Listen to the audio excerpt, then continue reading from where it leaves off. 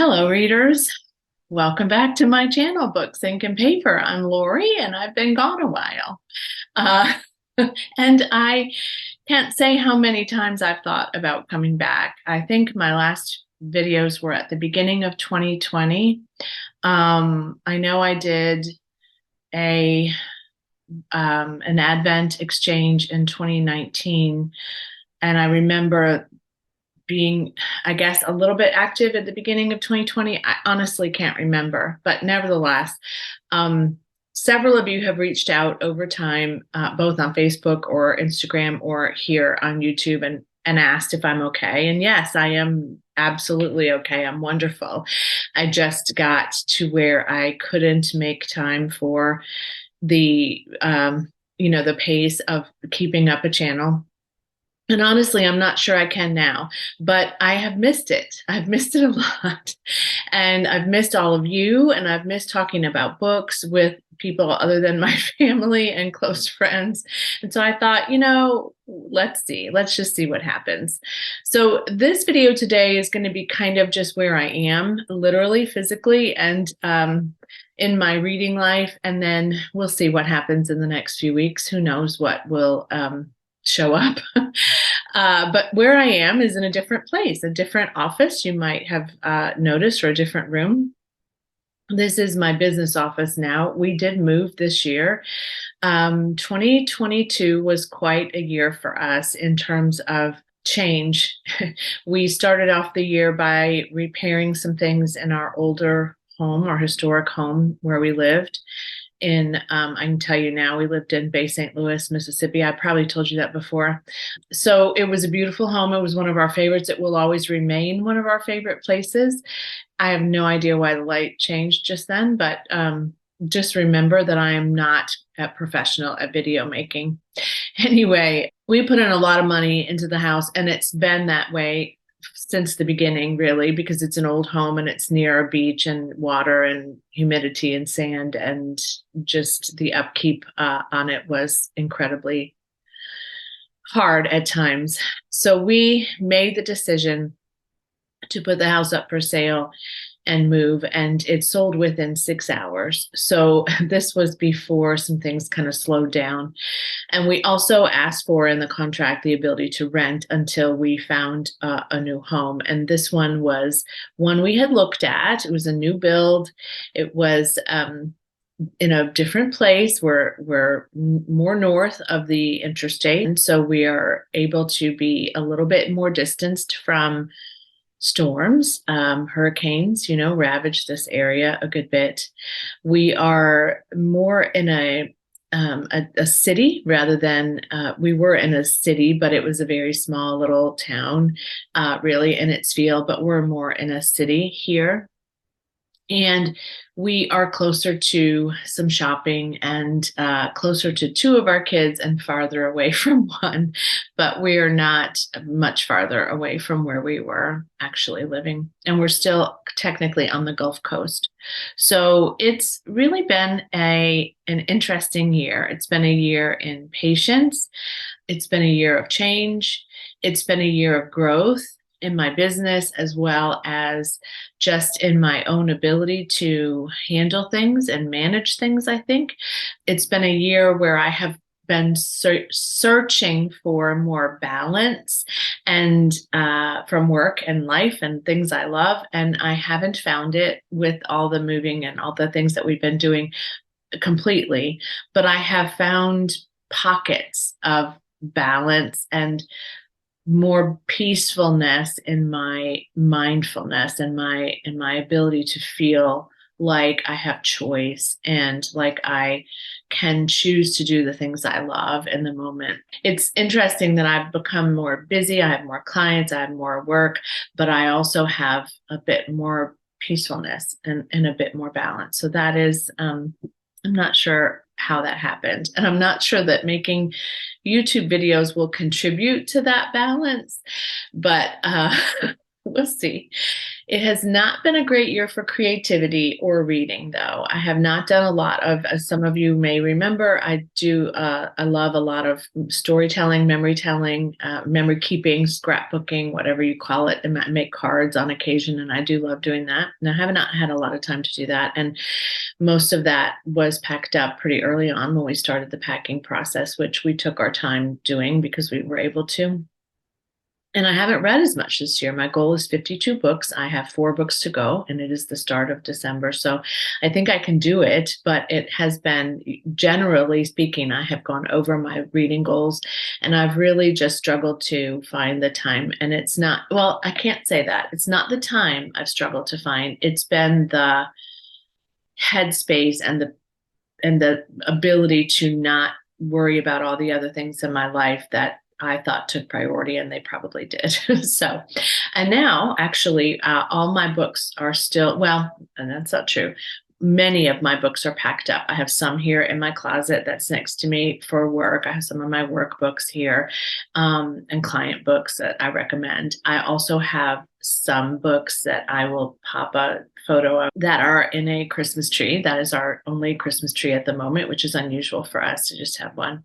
And then the rest of my books are in boxes. It is what it is. We are going to build some bookshelves around a fireplace, and I'm not sure where and how that and when that's going to happen, but we do know where. I shouldn't have said where. We do know where. I don't know when that's going to happen, but it will happen in 2023. It will not happen in 2022. So I am about to move those books out to the garage temporarily so that we can have some holiday celebrations with our family here without the clutter of having those book boxes around. Having said that, though, we do have one bookcase in one room of our home, and this one, and that's in the closet. And so, having said that, I did pull out some books that I can read between now and whenever that is finished. And I have had no shortage of book buying, although less this year than before, which is good. And I did purge some before the move. So I feel like my book stash is pretty manageable. I think that's all I need to tell you about this space that we're in, at least for now. I've started to enjoy reading sprints. It's kind of getting me back on track for reading. We just traveled for a week away, so I didn't read that entire week on vacation, which is typical, right? Like most people don't always read a lot on vacation. I did not. But I've been in a little bit of a slump, which is ironic since I'm having this conversation with you today. I have been struggling to keep my reading life kind of consistent. So right now, as you might remember, I usually listen to something and read something, and sometimes I also have an ebook going. So at the moment, I'm listening to Postmortem by Patricia Cornwell. I would be reading it, but I can't find it. It may be in the tree. So I had read this before. This is a reread for me. I am really looking forward to getting back to some of hers. I think I had a collection of them and then I lost them in the storm. And so I kind of would like to start collecting them again, possibly. I have been getting a lot of them from Little Free Libraries, the newer ones, but I don't have the backlist ones from the beginning. So this is book 1 in her Kay Scarpetta series.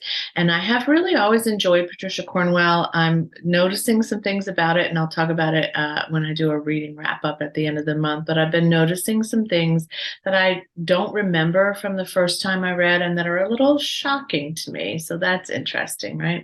But we'll talk about that in another video. Then I actually, an aside, but I got a great book sleeve from my friend Lindsay at Lindsay's Little Library, and her shop on Etsy is also called Lindsay's Little Library. So she's here on BookTube. Lots of you probably follow her. And she's a dear, dear person. I love her. And I have several of these, but this is my favorite one. Look at the gnomes, the Christmas gnomes. And inside, I got this one from the library because I wasn't sure I wanted to buy it. And that's this very popular The Last Housewife by Ashley Winstead. I feel like everybody I know has talked about this book or is talking about this book. Also, look, Lindsay sent in and popped in these little cute bookmarks for me too. That was a very sweet addition. So this one is Beauty and the Beast. Isn't that adorable? She makes great, great stuff. So I'm only on page 104. And I can't say that this one is as compelling for me as it is for some people. Now, I did go on vacation for a week, so there's that. And I only read it maybe a little bit in the car to and from the place we were going. Also, this is I just had to renew it. It was due today. This is my second renewal. So I checked it out for 2 weeks, renewed it for 2 weeks, and now I just renewed it for another 2 weeks. So this is my last chance to finish this. I do not have it on audio. I'm not sure if that would help. I did have it on ebook through my Hoopla app at my library. I have a new library. I still go to the old one too, but I have a new library. One day I'll maybe show you that.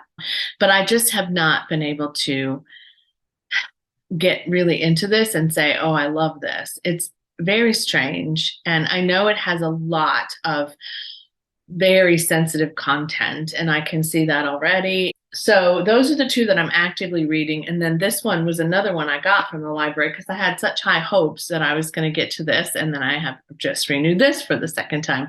So I love Kate Atkinson. Shrines of Gaiety was published this year. So this one is 1926, after the First World War, the Great War. London is now entrenched in the nightlife, and there's a queen of this world called Nellie Coker, and she has 6 children, and she has maybe some threatening kinds of things that are happening around her because she's so popular in the nightclub scene. And I don't want to know a whole lot more about this except Kate Atkinson. Love this cover, love the title of it, and the setting, and love historical fiction, as you may very well remember from my past if you watched it then. If you're a new subscriber, which would be a miracle, but if you are, welcome. I didn't really lose a whole lot of subscribers, which I'm actually very delighted by.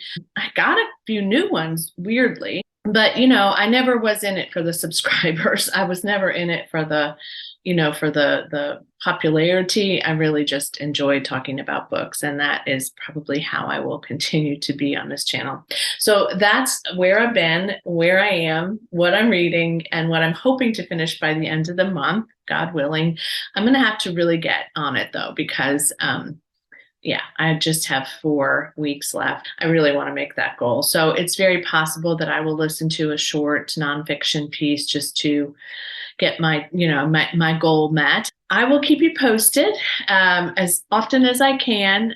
Again, I won't promise anything. I'd like to maybe get one up a week, but that might be a stretch for me right now, especially during the holidays. So we'll see. I hope you're well. I hope you're reading something amazing. I hope you are happy that I'm back. And if you are not a subscriber, if you'd like to subscribe, I'd be happy to have you. I'm really happy to reconnect with some of my old BookTube friends. I have stayed in touch with Sarah from Sarah's Nightstand and Lindsay from Lindsay's Little Library. And I've stayed in touch a little bit with Tammy Scher, who I don't think has a channel anymore. Not so much Berna. I want to reconnect with Berna. Hi, Berna, if you're watching. And I just want to kind of get re-engaged with some booktubers. I've had some new subscriptions since I was last here that I really follow and adore. And it just seems like a great world, and I'm excited to be back into it, at least for the moment. And thanks for joining me again. And as always, happy reading. Bye.